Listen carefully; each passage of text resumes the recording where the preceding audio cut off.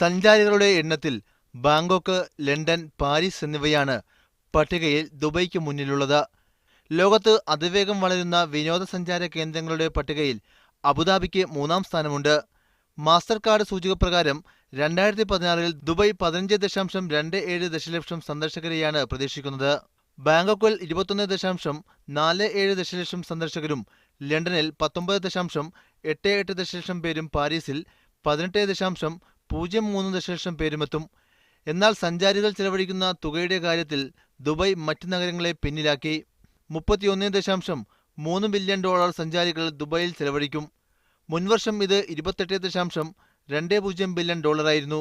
ലണ്ടനിൽ 19.76 ബില്യണും, ന്യൂയോർക്കിൽ 18.52 ബില്യണും, ബാങ്കോക്കിൽ 14.84 ബില്യണും, ടോക്കിയോയിൽ 13.48 ബില്യണും ഈ വർഷം ആളുകൾ ചെലവിടുമെന്ന് സൂചികയിൽ പറയുന്നു.